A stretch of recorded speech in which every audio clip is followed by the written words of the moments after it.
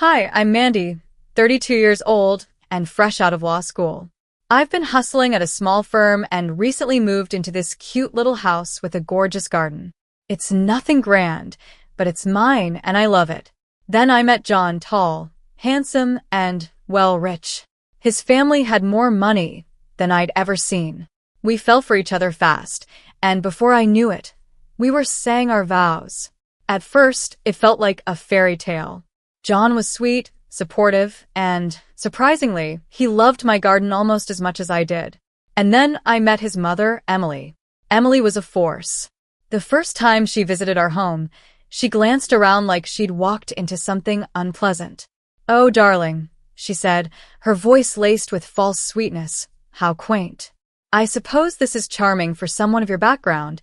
I bit my tongue so hard I tasted blood. John squeezed my hand and whispered, "Ignore her, babe. She's just being mom." But it didn't stop there. At every family dinner and holiday, Emily found a way to remind me I didn't belong in her world. "Quaint, dear, do try the foie gras." "Oh, wait, you probably don't know what that is." John would always jump to my defense. "Mom, knock it off. Mandy's a lawyer, not an idiot."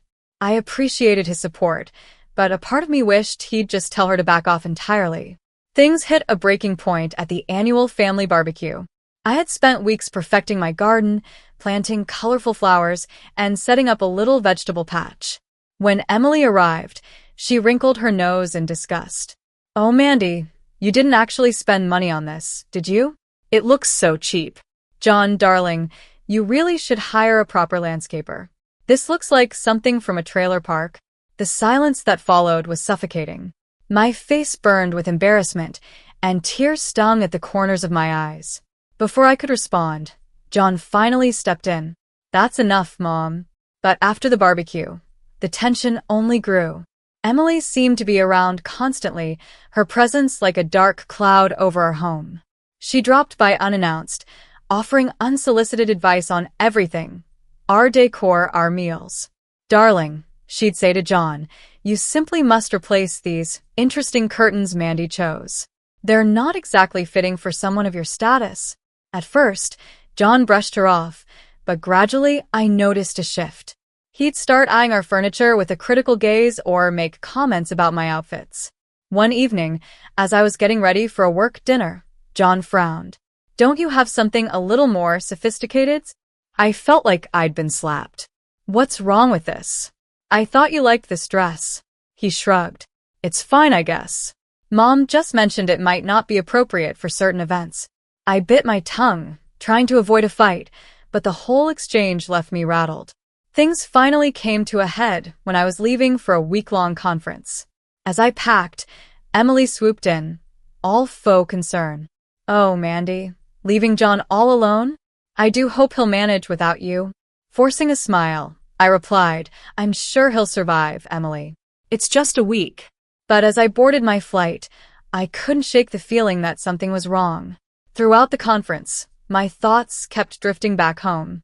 John's phone calls became shorter, his tone more distant. By the time I was heading back, I was a bundle of nerves. Nothing could have prepared me for what I saw when I pulled into the driveway. Where my beautiful garden once stood, there was now a garish pool, complete with fake rock formations and a tacky tiki bar. My heart dropped. I stumbled out of the car. "John, what? What have you done to my gardens?" He stepped out, looking sheepish. "Surprise." "Surprise? What have you done?" Before he could answer, Emily appeared, smug as ever. "Oh, Mandy, don't be so dramatic. We've improved your little patch. Now you have a proper entertaining space." I looked to John, desperate for support, but he wouldn't even meet my eyes. "Babe, Mom thought it would be a nice surprise. You've always said you wished we could entertain more." I couldn't believe what I was hearing. They destroyed something I loved, something I'd nurtured for years. Emily tisked. "Really, Mandy, you should be grateful. That pool costs more than your entire house." "Gratefuls?" I snapped. "Grateful for what? For you coming into my home and destroying something I cared about? For undermining me at every turn? For turning my own husband against me?" John finally looked at me, his face hardening. "That's enough, Mandy. You're being hysterical. Mom was just trying to do something nice for us. You should be grateful. In that moment, I saw just how far gone John was, how completely Emily had sunk her claws into him. It felt like I was drowning, standing there in front of that monstrosity of a pool. Gratefuls? I whispered. Right. Well, here's what I'm grateful for, John. I'm grateful that I now know exactly where I stand in this marriage, and it's clearly not by your side. I turned and walked back to my car, ignoring John's frantic calls. As I drove away, I caught a glimpse of Emily in my rearview mirror. She was smiling, triumphant. But this wasn't over, not by a long shot. Emily might think she won, but she had no idea who she was messing with. It was time to show her and John exactly what this cheap girl from the wrong side of the tracks was capable of. That night, I ended up at Zoe's place, spilling my guts over a bottle of wine. Girl, that woman is straight up crazy, Zoe said, shaking her head. And John? He needs to grow a spine. I sighed. Tell me about it. I just don't know what to do anymore. You focus on you, Zoe said, her voice firm. Show them what you're made of. And that's exactly what I did. I threw myself into work, taking on extra cases and staying late at the office. Before long, I was making waves at the firm. One night, I overheard John on the phone with his dad. I don't know, Dad. Mom's been acting weird lately. She bought a yacht last week, a yacht. We don't even live near water. My lawyer senses tingled. Something wasn't adding up. At the next family dinner, I casually brought up investments with John's dad. Oh, Emily handles all that, he said, waving his hand dismissively. She's got quite the knack for it. But his eyes told a different story. That's when I started digging, using every skill I had. I had worked on white-collar crime cases before, but what I found made my jaw drop. Emily wasn't just spending recklessly, she was bleeding the family dry. Risky investments, secret accounts, even what looked like embezzlement from John's trust fund.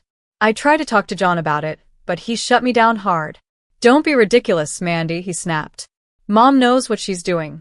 Just because you grew up poor doesn't mean you understand how real money works. His words stung, but they also lit a fire inside me. I might not have grown up with real money, but I knew the law, and what Emily was doing wasn't just unethical, it was illegal. I started gathering evidence, meticulously documenting every transaction and shady deal. If John wouldn't listen, I would make sure someone did. One night, Zoe caught me burning the midnight oil at the office. Spill it, she demanded. What's got you looking like you haven't slept in a week? I hesitated, then laid it all out. Zoe's eyes widened with every word. Holy crap, Mandy. This is big. What are you going to do? I took a deep breath. I'm going to take her down, Zoe. Not just for me, but for John and his entire family. They might not appreciate me now, but I'll be damned if I let Emily ruin them. Zoe nodded, a slow smile spreading across her face. Count me in. That woman doesn't know who she's messing with. As we started planning, I felt a surge of determination. Emily thought she'd won when she destroyed my garden, but she had only planted the seeds of her own downfall. The next few weeks were a blur of late nights and secret meetings. I called in favors, dug deeper into Emily's past, and built an airtight case. Meanwhile, John was falling deeper under his mother's spell, criticizing everything I did, from my clothes to my cooking. But I barely noticed I was too focused on the endgame. One night, as I was reviewing some documents, I stumbled upon something that made my blood run cold. Emily wasn't just mismanaging the family's money, she was secretly funneling it into offshore accounts. This was it, the smoking gun I needed. I leaned back in my chair, my mind racing. With this evidence, I could bring Emily down for good. But it also meant exposing John's family to public scrutiny and potential financial ruin. For a moment, I hesitated. Despite everything, a part of me still cared about John. Did I really want to do this to him? Then I remembered the garden, the constant put-downs, and the way he chose Vivian over me again and again. My resolve hardened. This wasn't just about revenge. It was about justice. If John couldn't see that, well, that was on him. I picked up my phone and dialed Zoe's number. It's time, I said when she answered. We're taking Emily down. Taking a deep breath, I laid out the files on the dining room table. John, we need to talk. He sighed. What now, Mandy? Another issue with Mom? Just look, I said, pushing the documents toward him. At first, he was dismissive, but as he read through the evidence, his face went pale. This can't be right. It is, I said firmly. Your mother has been embezzling from your family for years. John shook his head, unable to process it. We need to talk to Dad. The family meeting was a disaster. Emily screeched and denied everything, but the evidence was irrefutable. Her erratic behavior only confirmed my concerns about her mental state. You ungrateful little gold digger, she screamed at me. After everything I've done for this family. That's when John finally snapped out of his fog. Enough, Mom. Look at yourself. Months passed. Emily went into treatment, and the family began to heal. As for me, I was thriving. I had started my own law firm, specializing in financial fraud cases. The irony wasn't lost on me. With my success came the ability to buy my dream home. The first thing I did? Plant a garden. But not just any garden. This one was spectacular, filled with rare flowers and winding paths. It was everything I had ever wanted and more. I smiled, feeling a sense of pride I had never experienced before. This was all mine. I had built this from the ground up. I had faced down classism, toxic relationships, and come out on top. I thought about John and Emily, about all the times they had made me feel small. But now, sitting in my own piece of paradise, I felt nothing but gratitude. They had tried to break me, but instead, they had made me stronger. As the sun set, casting a golden glow over my flowers, I smiled. This garden, this home, this life, it was all mine, and I had earned every single bit of it. This was my happily ever after, on my own terms, and it was more perfect than I could have ever imagined. And that's the end of Mandy's journey. Now, here's a question for you. Was Mandy right to expose Emily's financial misdeeds, even though it could potentially harm John's family? Or should she have found another way to address the situation? This isn't just about right and wrong. It's about the gray areas we navigate in toxic relationships. Where do we draw the line between loyalty and self-preservation? Drop your thoughts in the comments.